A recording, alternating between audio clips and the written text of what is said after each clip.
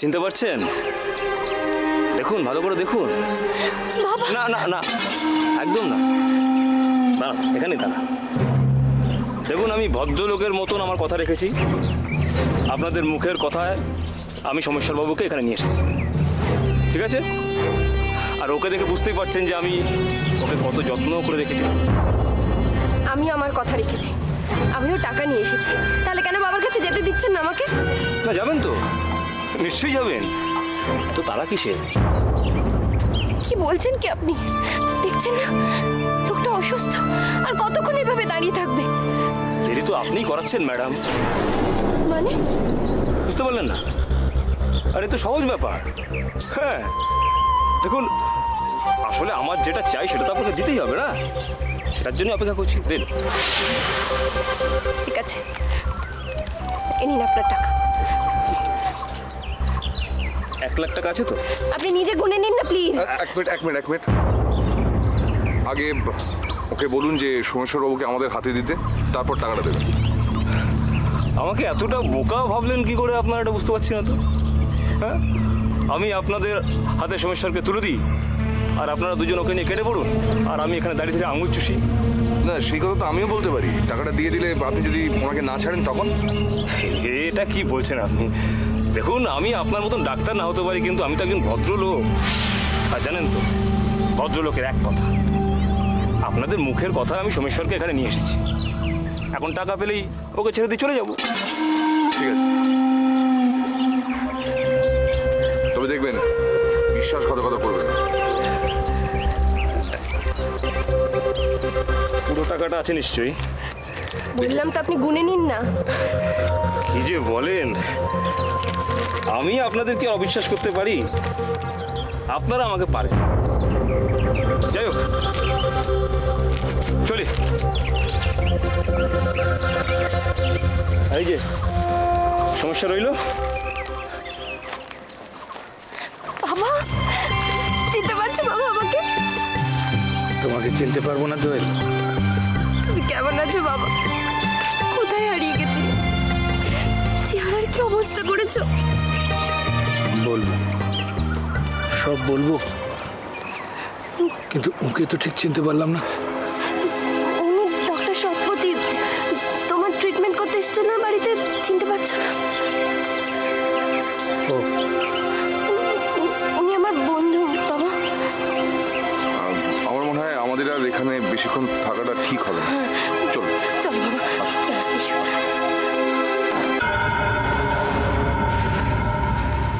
এখন রাগ দেখিয়ে কি হবে? যখন বারবার সাবধান করেছিলাম তখন তো আমার কথা কানেও তুলিস নি। প্লিজ একটু চুপ করবে? ভালো লাগছে না তো আমার কথা শুনতে? প্রথম থেকে যদি নিজের বউকে বসে রাখতিস তাহলে আজকের দিনটা তোকে দেখতে হতো না। তোমার এই কথাগুলো না আমার শুনতে আর ভালো লাগছে না বেবি। জানি ভালো লাগছে না, কিন্তু কথাগুলো তুই অস্বীকার করতে পারবি রুদ্র? তোদের এত সাহস যে যা ইচ্ছে তাই করছে, এমনকি বউটির গয়নাগুলো পর্যন্ত বিক্রি করে দিল। আর এই টাকাগুলো কাকে দিয়েছে জানো? কাকে আবার দেবে? নিশ্চয়ই বাপের বাড়িতে দিয়েছে। যেমন মেয়ে তার সেরকমই তো ফ্যামিলি। দেখলি না বড় বোনের বিয়েটা কিরকম ধুমধাম করে হলো? না বেবি,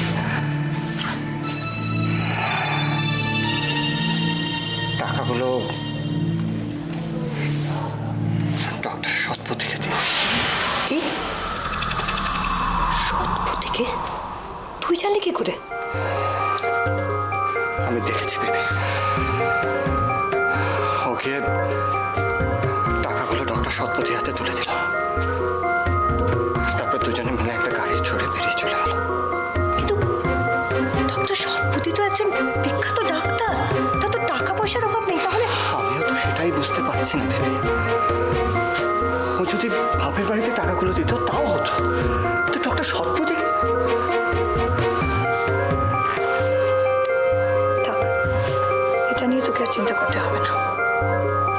তবে আমাদের দেখতে হবে যেন দোয়েল আর কোনো কাণ্ড করে না বসে। সেই জন্যই আঙ্কেলকে ডেকে পাঠিয়েছি, যাতে আমরা একটা ডিসিশনে আসতে পারি। ধ্রুব আঙ্কালকে ডেকে পাঠিয়েছ? হ্যাঁ, তাছাড়া তো ওই তো ধ্রুববাবু চলে এসেছেন। আসুন আসুন আসুন, নমস্কার। নমস্কার। তা হঠাৎ জরুরি তলব কেন? আপনি তো সবই জানেন, আপনাকে একটা ব্যবস্থা করতে হবে। প্রথম কাজ হলো বৌদির গয়নাগুলো এই বাড়িতে ফিরিয়ে নিয়ে আসা। ওই গয়নাগুলো আমাদের বাড়ির ঐতিহ্য। মুশকিল কি জানেন? অত বড় দোকান তো, ওরা কি গয়নাগুলো ফেলে রাখবে? একটা ভালো খদ্দের পেলেই তো বেঁচে দেবে, তাই না? না, আমি ওদের কাছ থেকে একটা দিন সময় চেয়ে নিয়েছি। আজকের মধ্যে যদি গয়নাগুলো আনা যায় তাহলে। ও আচ্ছা আচ্ছা, ঠিক আছে, আমি দেখছি করা যায়। আচ্ছা, যেই জন্য আমি এসেছিলাম আরো, এই আপনাদের এই মাসের। ধ্রুববাবু, আপনার সঙ্গে আমার কিছু কথা ছিল। বলুন। খুব ভালো হয় যদি আপনি আমার সঙ্গে একটু ঘরে আসেন। ধ্রুববাবুর সঙ্গে তোমার এমন কি জরুরি কথা আছে মীরা, যেটা আমাদের সামনে বলা যাবে না? সবার সামনে যদি বলা যেত তাহলে ওকে আমি কষ্ট দিতাম না আমার ঘরে যাবার জন্যে। মীরা, তুমি তোমার পজিশনটা ভুলে যাচ্ছ। তুমি ভুলে যেও না, তুমি এই বাড়িতে একজন আশ্রিতা। রাজেশ্বরী, আমি ভুলে যাইনি যে আমি আশ্রিতা। তবে কি জানো, আমি অকৃতজ্ঞ নই। কিন্তু তুমি কি সেটা কখনো ভেবেছো? এই সংসারে তোমার অধিকার কি? মীরা, আমার স্পর্ধা দেখে আমি স্তম্ভিত হয়ে যাচ্ছি। তুমি নিজের সঙ্গে আমার তুলনা করছো। তুমি ভুল করছো রাজেশ্বরী। আসলে এগুলো সত্যি কথা, কিন্তু এগুলো আমি বলতে চাইনি। তুমি আমাকে বাধ্য করলে বলাতে। যাকো সব কথা। উকিলবাবু তোমার সাথে কোনো কথা বলবেন না। যা কথা বলবেন শুধুমাত্র আমাদের সঙ্গে বলবেন। শোন রুদ্র, তুই যদি আমাকে মা বলে ভাবিস, সত্যি যদি মা বলে ভাবিস, তাহলে উকিলবাবুকে 2 মিনিটের জন্য আমার সঙ্গে আলাদা কথা বলতে দে। ঠিক আছে মীরামা, কিন্তু তুমি এমন কি বলতে চাও যেটা আমাদের সামনে বলতে পারবে না? যা বলবো সেটা তোর ভালোর জন্যই বলবো বাবা। ঠিক আছে। দেবাঙ্কল, মীরাবা আপনাকে কি বলতে চান আপনি প্লিজ শুনে আসুন। যাবো, ঠিক আছে। তাহলে গিয়ে বলছি যে আমি শুনে আসুন না কথাটা, কেমন? চল। আসো।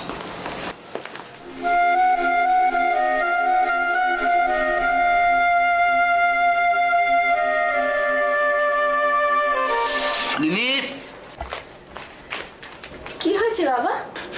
আরে সে বেড়াতে গিয়ে শেলির একটা ছবি আঁকলাম না আমি, হ্যাঁ মনে আছে তোর? সেই ছবিটা কোথাও দেখতে পাচ্ছি না রে। ও, মার সেই সুন্দর ছবিটা?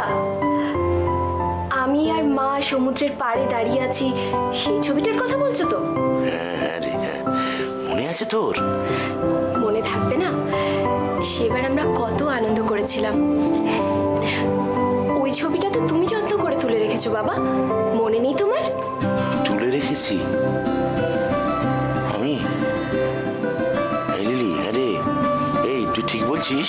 বারে, তুমিই তো বলেছিলে বাইরে থাকলে যদি নষ্ট হয়ে যায় কিংবা হারিয়ে যায়। আচ্ছা দাঁড়াও, আমি বার করে আনছি। না না না, আনতে হবে না, আনতে হবে না। আমি না আসলে মাঝে মাঝে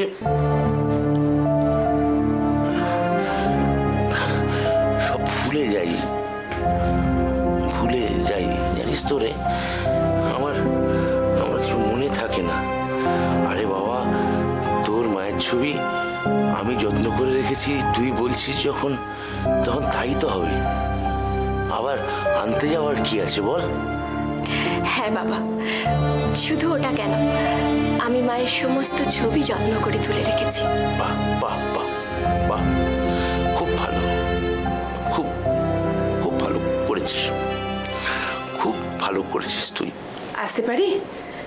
আরে বৌদি, এসো। বাবার কাছে খুব আদর খাচ্ছিলে না, আর আমি এসে সব পণ্ড করে দিলাম। কি হচ্ছিল? কিচ্ছু না, এমনি।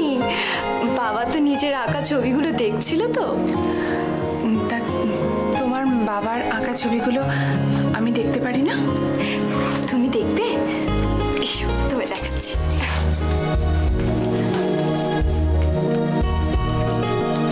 বাহ, কি সুন্দর!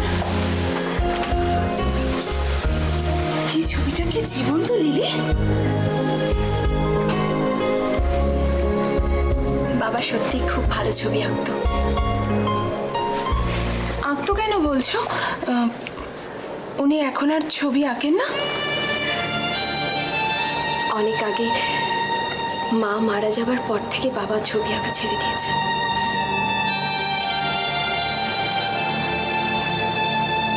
আপনি ছবি আঁকা ছেড়ে দিয়েছেন কেন?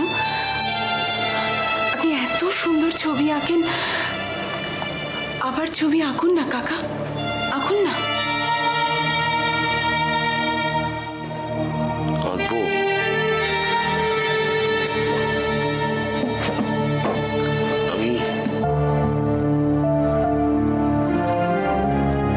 আমি কি আঁকতে পারবো? হ্যাঁ, কতদিন হয়ে গেল আঁকি না। জানো, আমি চেষ্টা করেছি, চেষ্টা, কিন্তু মাথার মধ্যে সব কেমন গুলিয়ে যায়। তাতে কি হয়েছে? একবার চেষ্টা করে দেখুন, আপনি নিশ্চয়ই পারবেন। যে এত সুন্দর ছবি আঁকে, সে তো ছবি আঁকলে আরো কত ভালো ভালো ছবি আঁকবে।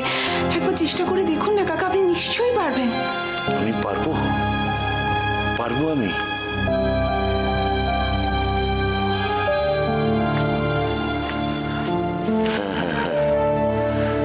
তুমি যখন বলছো, আমি নিশ্চয়ই পারবো।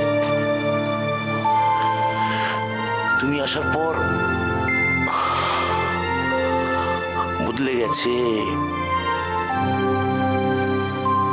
সব বদলে গেছে, সব। আমি পারবো অপর্ণা, আমি নিশ্চয়ই আমি পারবো। হ্যাঁ বাবা, তুমি আগের মতো খুব সুন্দর সুন্দর ছবি আঁকবে। আমি জানি তুমি খুব পারবে। পারবো। অপর্ণা যখন বলেছে, তখন আমি নিশ্চয়ই আঁকবো। লিলি, তোকে আজকে খুব খুশি খুশি মনে হচ্ছে। কি হয়েছে রে? জানো জেঠি, বাবা না আগের মতো আবার ছবি আঁকবে বলেছে। সত্যি? বাহ, এ তো খুব ভালো কথা। শশাঙ্ক সত্যি খুব ভালো ছবি আঁকে, নিশ্চয়ই আঁকবে। আর এসব বৌদির জন্যই সম্ভব হয়েছে। এর আগে আমি কতবার বলেছি, কিন্তু জানো বাবা কি বলেছে? বাবা বলেছে বৌদি আসাতে নাকি সবকিছু বদলে গেছে। আমারও তাই মনে হয় রে। তোর বৌদি আসার পর থেকে সত্যি এ বাড়িতে সবকিছু বদলে গেছে। দিবাকর ঠিকই বলেছিল, আমাদের বাড়িতে লক্ষ্মী এসেছে। কিরে দাদা, মীরামাসে ধ্রুব আঙ্কেলকে বোঝাতে পারবে তো? জানি না, আমার তার চেয়ে বেশি টেনশন হচ্ছে ধ্রুব আঙ্কেল যদি সমস্ত ক্ষমতা মার হাতে তুলে দেয়, কত বড় সর্বনাশটা হবে বল। তার থেকেও বড় প্রবলেম হচ্ছে যদি ধ্রুব আঙ্কেল মীরামাসির কোনো কথা বিশ্বাস না করে, মানতে না চায়।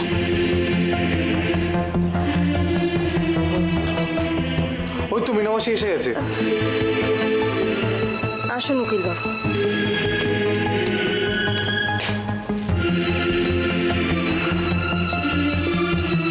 বলুন। এক মিনিট, বলছি এরা কি ঘরে থাকবে নাকি? এরাই তো সবচেয়ে আগে জেনেছে। করে মনীষ, চিঠিটা দে।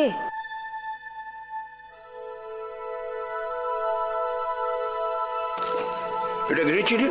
আপনি নিজে পড়ে দেখুন, বুঝতে পারবেন। রাজেশ্বরী রায়চৌধুরী, মানে রাজেশ্বরী দেবীর চিঠি? আপনি ঠিকই ধরেছেন। আপনি একটু পড়ে দেখুন না চিঠিটা কি আছে। কি আছে চিঠিতে?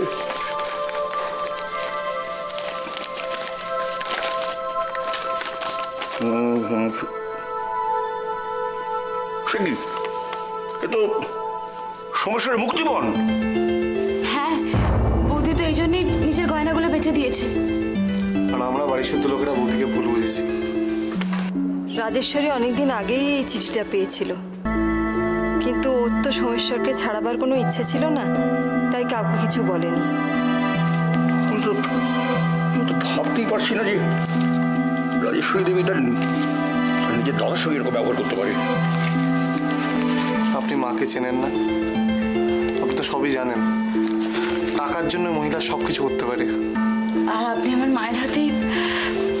আমি আমি অন্যায় করেছি, আমি আমি ভীষণ অন্যায় করেছি। আমি আমি আমি সোমেশ্বরের বিশ্বাসে অমর্যাদা করেছি। হ্যাঁ উকিল বাবু, দোয়েলকে সোমেশ্বরই ঠিক চিনেছিল, আমরাই ভুল বুঝেছিলাম। ভাবুন তো, ওইটুকু একটা মেয়ে নিজের জীবনের ঝুঁকি নিয়ে দৌড়ে গেছে তো। কিন্তু আমি আমি কি করে এত বড় ভুল করলাম? আমি আমি সমস্যার বিশ্বাসের অমর্যাদা করলাম। আমাকে আমাকে সমস্যা বলে গিয়েছিল, সমস্যা সবাইকে বাদ দিয়ে নিজের ছেলেকে বঞ্চিত করে সমস্ত দায়িত্ব দোয়েল ওই ওই মেয়েটার উপর দিয়ে গিয়েছিল। আমি কিনা আমার এই ভুলের কোনো প্রায়শ্চিত্ত হয় না। আঙ্কেল, আমার মন বলেছিল বৌদি কোনো অন্যায় করতে পারে না, বৌদি নির্দোষ। তোমরা এই চিঠিটা আমাকে আগে দেখাওনি কেন? আপনি তো জানেন ধ্রুব আঙ্কেল, মায়ের ভয়ে আমরা কেউ কিছু বলতে পারিনি। আঙ্কেল, এখন বৌদির সাথে এত অন্যায় অবিচার হচ্ছে বলে আমরা নিজেদের সামলাতে পারছি না, তাই বাধ্য হয়ে সব আপনাকে জানাচ্ছি। আচ্ছা, এবার তাহলে আমরা কি করব বলুন তো উকিলবাবু? আপনাদের কাউকে কিছু করতে হবে না, এবার যা করবার আমি করবো। তো আমার ভয় করছে দোয়েলের জন্যে। দোয়েলের কোনো ক্ষতি হবে না তো? না না না, দোয়েলের সমস্ত দায়িত্ব আমার। ভুল আমি করেছি, প্রায়শ্চিত্ত আমাকেই করতে হবে। যতদিন না সোমেশ্বর সুস্থ হয়ে ফিরে আসে, দোয়েলকে সাগরকে স্পর্শ করতে পারবে না, সে দায়িত্ব আমার। কিন্তু বলছিলাম যে বৌদি মামাকে আনতে গিয়ে যদি কোনো ঝামেলায় পড়ে যায়, মেলামেশি। না রে ঝিলিক, দোয়েলের কোনো ক্ষতি হবে না, কানাজি ওর সঙ্গে আছেন। পারলে দোয়েলই পারবে তোর মামাকে ফিরিয়ে আনতে। হ্যাঁ, আপনি ঠিকই বলেছেন। এত সব ঘটনার পরে না এই দোয়েলের উপর আমার বিশ্বাস বেড়ে গেল। আমার চোখ খুলে দিয়েছে। তুমি ওভাবে তাকিয়ে আছো কেন? তোর খুব হাসি পাচ্ছে না? আর আমি লজ্জার সমাজে মুখ দেখাতে পারছি না। আচ্ছা, তুমি না বলতে তোমার মেয়েদের নিয়ে চিন্তা করার কোনো কারণ নেই? তাহলে তাহলে দোয়েল এটা কি করলো? কেন ওই কাজ করলো? সবাই ওকে চোর বলছে। আমি কারো থেকে মুখ তুলে তাকাতে পর্যন্ত পারছি না। বলো না কেন এটা করলো? কেন এটা করলো দোয়েল? তুমি না একদিন গর্ব করে বলতে। হ্যাঁ গো, দিনরাত বই মুখে নিয়ে বসে থাকলে চলবে? কি বলতে চাও একটু সোজাসুজি বলো না। আমি আবার ওই ঘুরিয়ে পেঁচিয়ে কথা একদম বুঝতে পারি না।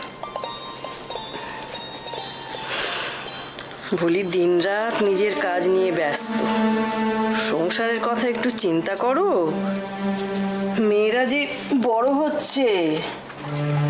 নতুন কথা কি, একদিন না একদিন সবাই বড় তো হবেই।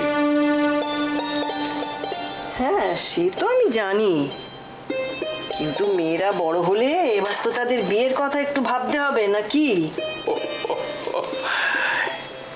এই ব্যাপার। না, দেখো, আমার মেয়েদের বিয়ে নিয়ে তুমি একদম চিন্তা করো না। চিন্তা করবো না?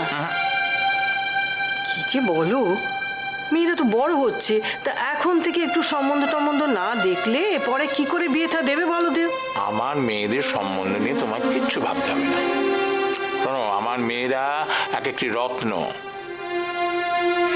আমি ওদের আমার আদর্শ, আমার শিক্ষা, আমার মূল্য, করেছি।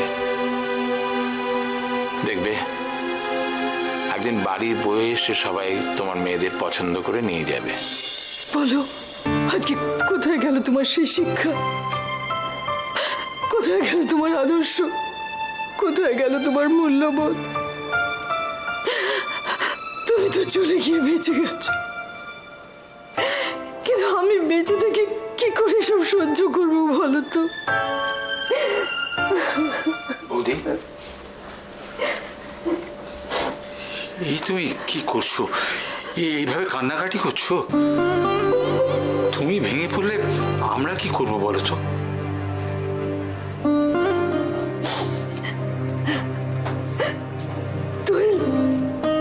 তুই এটা কি করলো বলো তো ঠাকুরপো? কেন করলো? একবারও আমাদের কথাটা ভাবলো না। ব্যাপারটা কি? অনেকক্ষণ তো হলো ধ্রুব উকিল মীরার ঘরে গেছে। এতক্ষণ ধরে ওরা কি এমন আলোচনা করছে? রুদ্র, তুই জানিস কিছু? কি করে বলবো বলো তো? অদেব দাদু, তুমি কি জানো মীরামা ধ্রুব আঙ্কালকে কেন ডেকে পাঠিয়েছেন?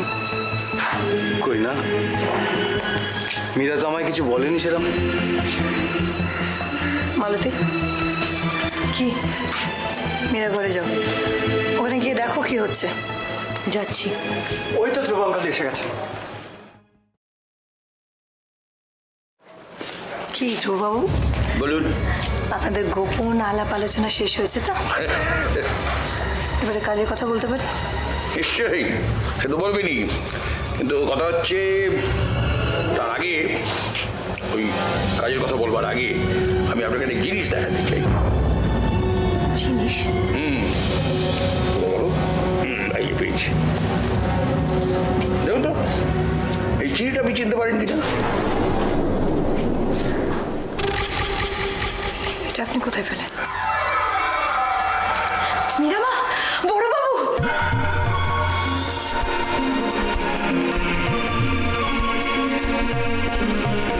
বড়বাবু